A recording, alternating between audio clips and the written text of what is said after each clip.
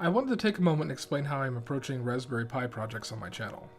I'd say I'm pretty good when it comes to using computers and programming, but electronics like building circuits and assembling components has always been a mystery to me. When I am writing code, I can visualize how everything will interact, and when planning a woodworking project, I can visualize the finished project. Electronics? No, not so much.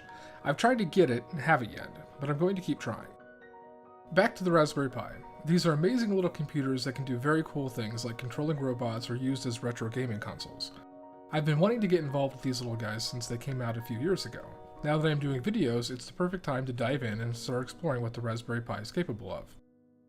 The goal of these videos is to bring you along as I learn about the Raspberry Pi, how to program it, and how to build cool things with it.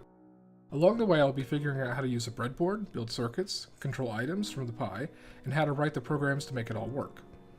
Each video will contain a link to my website with a list of all the components used in the video, and any video that features custom programming or coding will have a link to a code repository where you can take the code I've written and modify it for your own use.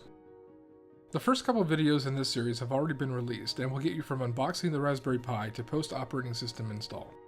The next video in the series is controlling an RGB LED light strip with the Raspberry Pi. Subsequent videos will introduce something new, or they will expand on previous videos, moving from proof of concept to completed project.